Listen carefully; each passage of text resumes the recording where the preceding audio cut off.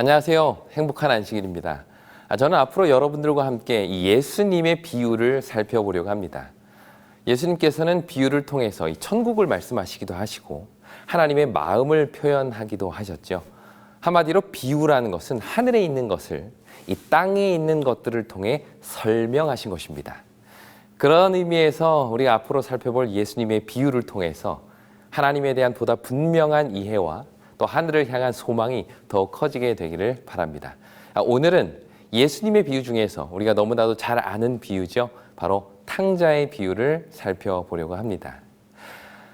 부모가 생각하는 부모는 어떤 사람일까요? 자녀를 바른 길로 지도하고 교육하는 사람.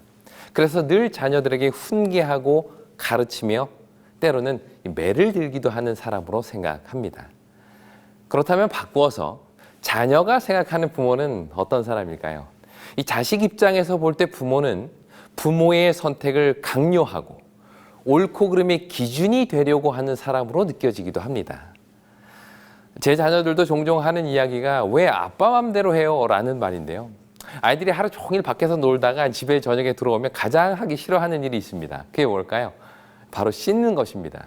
특히 머리 감는 것을 되게 싫어하는데요. 아이들이 늘 하는 말이 아빠 나 내일 감겠어요. 내일 감을게요. 라고 이야기를 합니다. 그러면 아빠의 대답은 늘 똑같죠. 지금 감아라.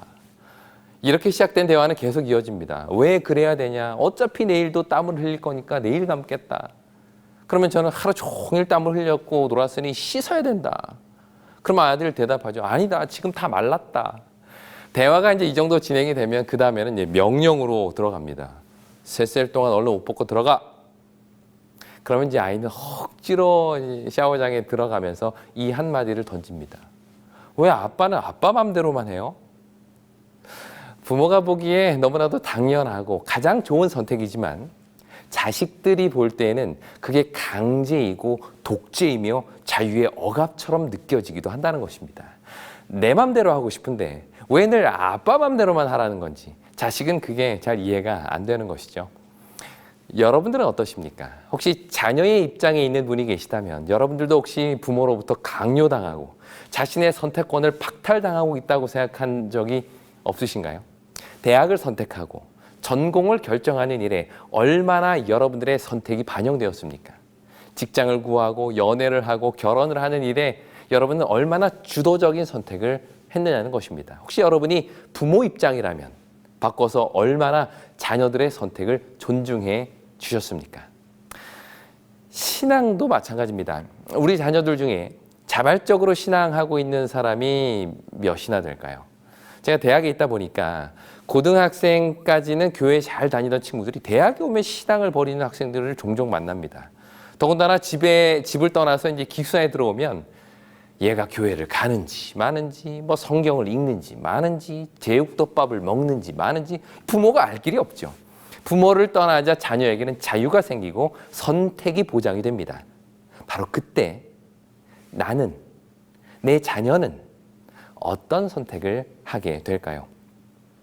나 스스로가 선택의 주체가 되는 순간 우리는 무엇을 선택하게 될까요? 오늘은 이 탕자의 비유를 통해서 그 선택의 중요성에 대해서 생각해 보려고 합니다. 특히 이 비유를 아버지나 혹은 제3자의 입장이 아닌 탕자 본인의 입장에서 다시 읽어봄으로써 선택에 대한 새로운 이해를 하게 되기를 바랍니다. 그럼 우리 누가복음 15장 11절부터 13절까지 있는 말씀을 함께 보시겠습니다. 또 이르시되 어떤 사람에게 두 아들이 있는데 그 둘째가 아버지에게 말하되 아버지여 재산 중에서 내게 돌아올 분깃을 내게 주소서 하는지라. 아버지가 그 살림을 각각 나누어 주었더니 후에 며칠이 안 되어 둘째 아들이 재물을 다 모아가지고 먼 나라에 가 거기서 허랑방탕하여 그 재산을 낭비하더니. 이 비유는 어떤 사람의 둘째 아들 이야기로 시작이 됩니다. 이 둘째 아들이라는 말에는 크게 두 가지 의미가 담겨 있는데요. 첫째는 아버지의 아들이라는 것입니다. 이 말은 독립적이지 못한 존재라는 뜻이죠. 당시 가부장적인 당시의 이제 사회에서 아들은 언제나 아버지 밑에서 아버지의 선택과 아버지의 교훈에 따라서 살아가야 되는 존재. 그게 바로 아들입니다. 또한 여기서는 둘째 아들이라는 말을 통해서 형의 동생임을 이야기하고 있습니다. 이것은 주도적이지 못한 존재를 뜻합니다. 형은 아버지의 재산도 2배를 받고 특히 그 가정에서 제사장의 역할을 하는 존재가 이 첫째죠. 언제나 가족의 대표는 형입니다. 반면에 둘째는 그 어떤 주도권도 가질 수 없는 존재입니다. 이런 상황에서 평생을 살아왔던 그 둘째 아들, 그는 자기의 선택권을 갖기를 원했고 주도권을 얻기 원했던 것입니다. 그래서 그는 다음과 같이 아버지에게 요구하죠. 재산 중에서 내게 돌아올 분깃을 내게 주소서. 여기서 그는 아버지의 재산을 달라고 요구하지 않습니다. 당당하게 자기의 것을 요구하죠. 당연히 자신의 것이고 자기 마음대로 사용할 수 있는 권리를 당당히 주장한 것입니다. 지금까지는 아버지의 것으로서 아버지의 허락하에서만 사용할 수 있었다면 이제부터는 내 분깃을 아버지의 선택이 아닌 나의 선택대로 사용해 보겠다는 선언을 한 것입니다. 여기 성경에 보면 내게 주소서라는 표현이 나오는데요. 이 표현은 헬라어 원어를 보면 명령형으로 되어 있습니다. 내게 주실 수 있습니까? 라고 정중하게 요청하고 묻는 것이 아니라 당장 내놓으십시오 라는 뜻입니다. 이것은 둘째 아들의 입장에서 볼 때 놀라운 도전이죠. 이 요구는 그동안 아버지 밑에서 형 밑에서 선택권과 주도권을 다 빼앗긴 채 살아갔던 둘째가 마침내 자신의 것을 찾겠다는 의지의 표현이요. 내 것을 내 뜻대로 사용하겠다는 독립선언입니다. 한마디로 자신의 삶의 주체성을 찾겠다는 그의 다짐인 것이죠. 주체성이라는 게 뭘까요? 내가 내 삶의 주인이 되겠다는 것입니다. 자신이 꿈꾸는 미래를 이루기 위해서 내가 주인이 되어 선택하고 결정하고 살아가겠다는 것. 이게 바로 자기 주체적인 삶이죠. 둘째 아들은 바로 그러한 삶을 살고 싶었던 것입니다. 이렇게 해서 둘째 아들의 나를 찾아 떠나는 여행이 시작이 됩니다. 그는 어디로 갔을까요? 13절에 보면 며칠이 안 되어 먼 나라로 갔다라고 말합니다. 그의 실행은 며칠 안에 이루어질 정도로 단호했고 의지는 분명했습니다. 그는 아버지를 떠났고 아버지의 나라를 떠났고 더 나아가서 아버지의 하나님을 떠납니다. 당시 먼 나라라는 것은 이방 나라를 의미하죠. 그곳에는 한마디로 여호와 하나님이 없는 곳, 그분의 낯을 피할 수 있는 곳, 그게 바로 먼 나라입니다. 마치 요나가 여호와의 낯을 피하여 다시스로 가려고 했던 것처럼 둘째 아들의 먼 나라 여행은 그동안 자신을 구속해왔던 모든 것에서 벗어나서 내가 선택하고 내가 결정하고 내가 내 삶의 주체가 되는 삶을 찾아가는 그의 여행이었던 것입니다. 그렇다면 그곳에서의 삶은 어땠을까요? 본문은 그 아들의 삶을 2단어로 표현하는데요. 허랑방탕이라는 단어와 낭비라는 이 2가지 단어입니다. 먼저 이 허랑방탕이라는 말은요, 단순한 어떤 씀씀이가 해픈 것을 이야기하는 것이 아니라 도덕적 평가까지도 포함하고 있는 단어입니다. 이 둘째 아들이 돌아왔을 때 형이 그런 얘기를 하죠. 아버지의 살림을 창기들과 함께 삼켜버린 이 아들. 그 말처럼 본문은 이 둘째가 돈을 옳지 못한 일에 썼다라고 이야기를 합니다. 그의 삶을 나타내는 2번째 단어는 낭비인데요. 이것도 역시 돈을 가치 없이 써버렸다는 것을 뜻합니다. 쓰지 말아야 할 곳에 썼다는 것이죠. 그러나 허랑방탕이라는 말이나 낭비라는 것은 사실 제3자의 입장에서 본 관점입니다. 무슨 얘기인가 하면 둘째 아들 본인에게는 자기가 쓴 이 모든 것은 낭비가 아니라 소비였습니다. 자신이 가치 있다고 생각한 것을 얻기 위해 돈을 쓴 것이죠. 사실 우리도 마찬가지지 않습니까? 우리가 철마다 옷을 사고 멀쩡한 핸드폰을 바꾸고 수백만 원짜리 가방을 들고 다니는 것은 제3자가 볼 때는 낭비처럼 보이지만 우리에게는 소비인 것처럼 둘째 아들의 삶은 타인이 보기에 허랑방탕하고 낭비적인 삶일지는 몰라도 본인에게는 자신이 주체가 되어 선택한 소비인 것입니다. 흔히 자본주의에서 소비는 미덕이다라고 말하죠. 이 사회가 돌아가게 만드는 가장 큰 원동력이 바로 소비입니다. 그래서 공장은 끊임없이 물건을 만들어내고 사람들은 계속해서 그것들을 소비합니다. 곧 쓰레기가 될 것을 알면서도 우리는 계속해서 소비를 하죠. 필요에 의한 소비가 아니라 과실을 위한 소비들을 해 나갑니다. 그런 의미에서 결국 우리도 둘째 아들과 같이 소비를 통해서 뭔가 자아를 찾고자 하는 그러한 노력들을 하고 있지는 않은가요? 더 좋은 옷, 더 좋은 차, 더 좋은 집, 이런 소비가 마치 진정한 나의 모습을 대변해 주는 것처럼 우리는 소비를 통해서 자아가 실현되고 있음을 느끼게 됩니다. 오늘날 사람들이 자신의 자유를 억압하는 가장 큰 걸림돌을 무엇이라고 생각할까요? 내가 하고 싶고, 내가 먹고 싶고, 내가 사고 싶은 이 모든 욕망들을 못하도록 억압하는 가장 큰 걸림돌. 그렇죠. 그것은 돈입니다. 과거에는 자유를 억압하는 대상이 국가고 국가의 지도자라고 생각을 했죠. 그래서 그들은 자유를 얻기 위해서 국가를 상대로 싸웠고 부패한 지도자와 싸웠습니다. 하지만 오늘날 우리는 그런 자유에는 큰 관심이 없습니다. 단지 관심이 있는 것은 내가 갖고 싶은 핸드폰이 얼마인지, 이번 휴가에 여행을 가려면 얼마를 모아야 하는지에 관심이 있죠. 내가 하고 싶고 사고 싶고 먹고 싶은 것들을 내 맘대로 할 수 있을 때 우리는 그것을 자유라고 생각을 합니다. 그렇다면 그 자유를 얻기 위해 사람들은 어떤 노력을 할까요? 돈을 법니다. 자본주의 사회에서 돈이 있어야 자유롭고 돈이 없으면 자유가 없습니다. 그래서 사람들은 자유를 누리기 위해 돈을 모으는 것이죠. 이것이 본문에서 말하는 둘째 아들의 삶이었습니다. 그는 자유를 원했습니다. 아버지의 간섭으로부터, 아버지의 하나님으로부터 벗어나 자유롭게 살고 싶었죠. 그가 선택한 먼 나라라는 곳은 바로 그 자유를 누릴 수 있는 곳이었고, 그가 누린 자유는 소비하는 것을 통해서 이루어집니다. 내가 쓰고 싶고 먹고 싶은 대로 살고 싶은 대로 다 사는 그 삶을 통해서 아마도 그는 진정한 자유를 누렸을지 모르겠습니다. 그런데 성경은 그러한 삶에 위기가 닥쳤다라고 이야기를 합니다. 14절 말씀입니다. 다 없앤 후 그 나라에 크게 흉년이 들어 그가 비로소 궁핍한지라. 방금 설명했듯이 둘째 아들은 소비를 통해서 자유를 누렸습니다.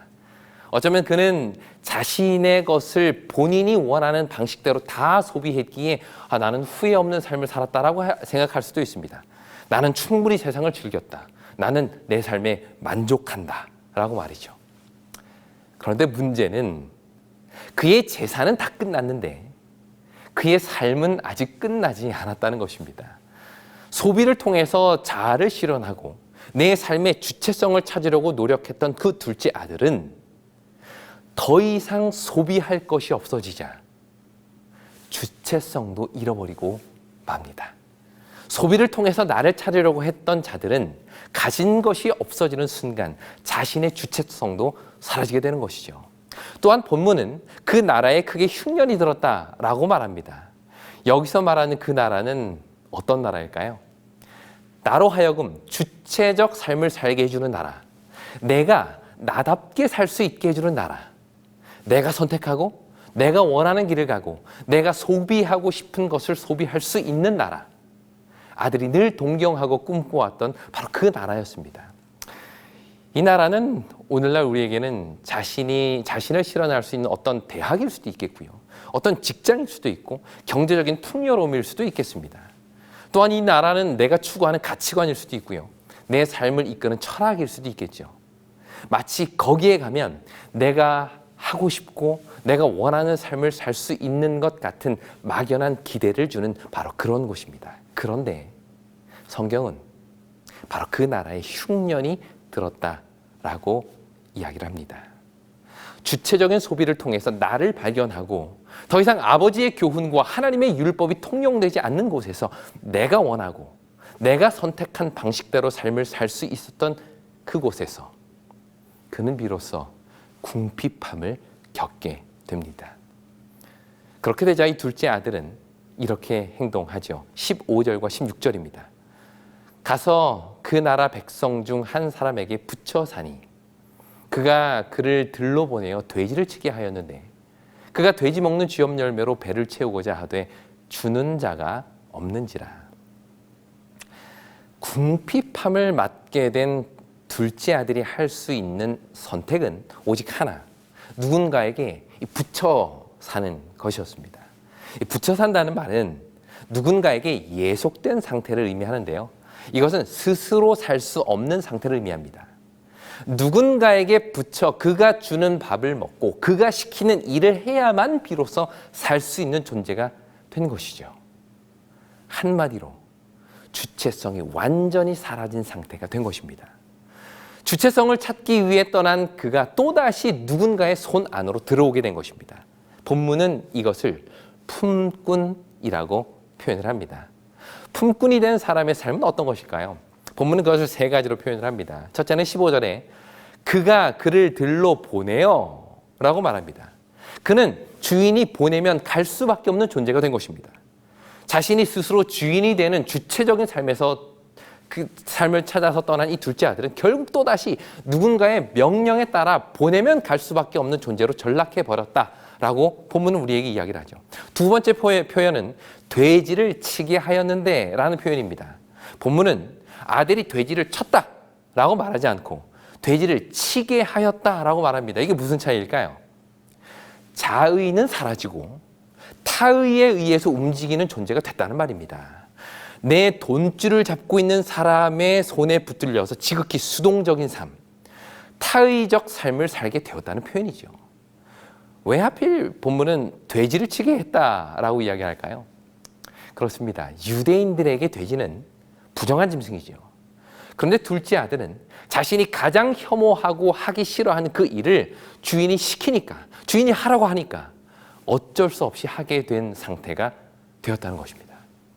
그리고 세 번째로 배를 채우고자 하되 주는 자가 없는지라 라고 말합니다. 채우고자 하는 것은 개인 본인의 욕망을 의미합니다. 내가 원하고 바라고 추구하는 것이 바로 배를 채우고자 하는 상태죠. 하지만 그 욕구는 누군가가 주어야 채울 수 있었습니다. 스스로 자기의 허기를 채울 수 없는 상태가 되었다는 말이죠.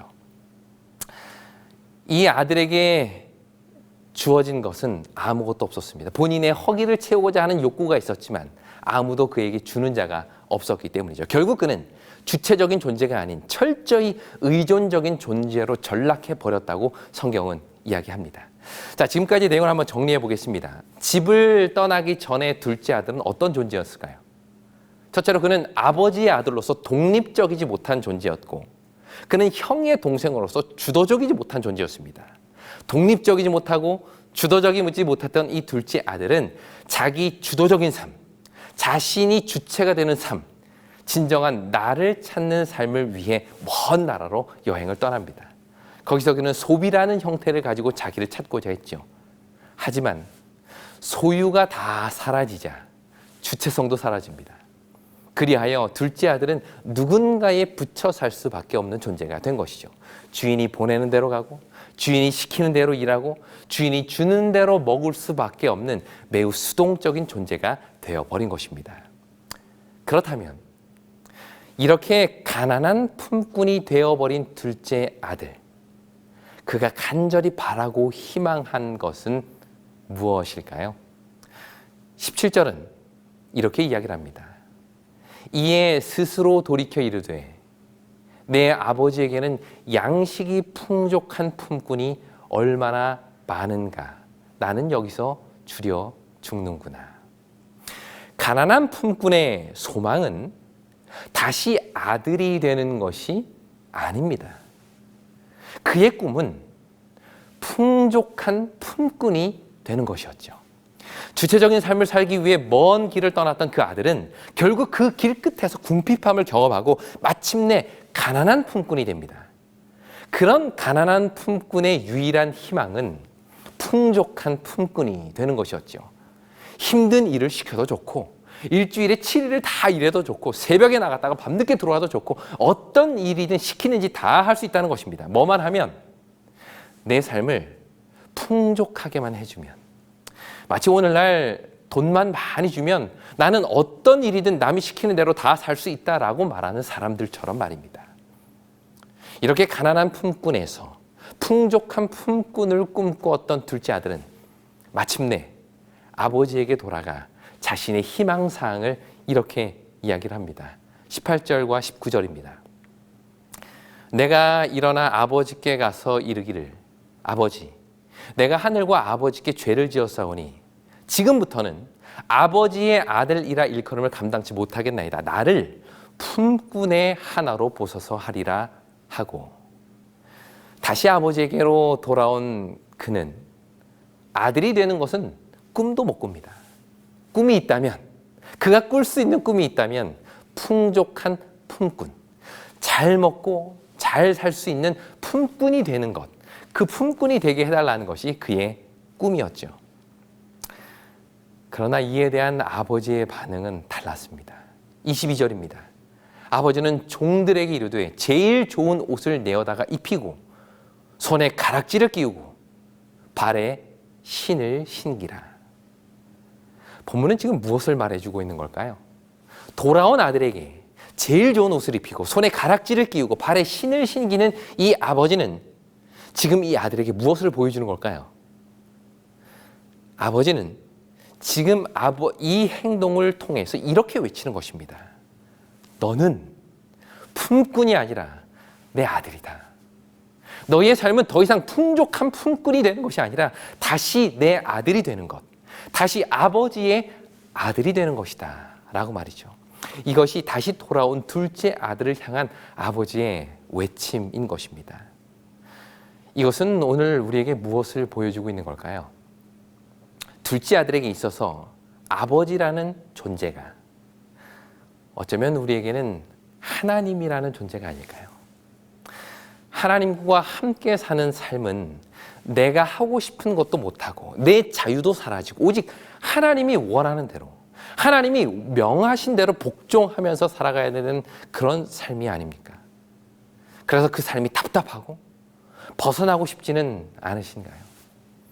그래서 결국 둘째 아들이 아버지도 없고 아버지의 하나님도 없는 그 먼 나라로 떠났던 것처럼 우리도 역시 내가 내 삶의 주인이 되어 주도적인 삶을 살 수 있는 먼 나라로 걸음을 옮기고 있지는 않으신가요? 그런데 본문은 그렇게 떠난 먼 나라에 흉년이 들고 나를 주체적인 존재로 만든 모든 소유가 다 사라져버렸다고 이야기를 합니다. 결국 스스로 선택하며 사는 삶을 꿈꾸었던 둘째 아들은 그 먼 나라에서 오히려 품꾼이 되어버린 것이죠. 그것도 가난한 품꾼 말입니다. 또 다시 주인이 시키는 대로, 주인이 원하는 대로 살 수밖에 없는 그런 존재가 되어버린 것이죠. 이런 상황에서 둘째 아들이 할 수 있는 선택은 두 가지. 계속 먼 나라에서 줄여 죽는 품꾼으로 살든지 아니면 스스로 돌이켜 아버지께로 돌아가든지. 본문의 둘째 아들은 다행히도 후자를 선택합니다. 이렇게 해서 다시 아버지께로 돌아온 둘째 아들은 결국 제자리죠. 아버지를 떠났다가 다시 돌아왔습니다. 이렇게 제자리처럼 보이지만 그러나 한 가지 달라진 점이 있습니다. 그게 뭘까요? 아버지를 떠나기 전의 아들과 떠난 이후에 다시 돌아온 아들의 차이점이 한 가지가 있습니다. 떠나기 전의 아들에게는 없었고 다시 돌아온 아들에게만 있는 것. 그게 뭘까요? 17절을 제가 읽겠습니다. 이에 스스로 돌이켜 이르되 내 아버지에게는 양식이 풍족한 품꾼이 얼마나 많은가. 나는 여기서 줄여 죽는구나. 예전에 아버지와 함께 있던 둘째 아들은 자신이 아버지와 함께 있겠다고 선택한 적이 없습니다. 그 선택은 이미 태어나면서부터 그에게 주어졌죠. 하지만 지금은 다릅니다. 아버지께로 다시 돌아온 그 아들은 스스로 돌이킨 아들입니다. 다시 말해 자신이 아버지에게 가기로 주도적인 선택을 한 것이죠. 예전에는 억지로 어쩔 수 없이 아버지와 함께 있었다면 이제는 내가 좋아서, 내가 원해서, 내가 선택해서 아버지와 함께 있게 된 것입니다.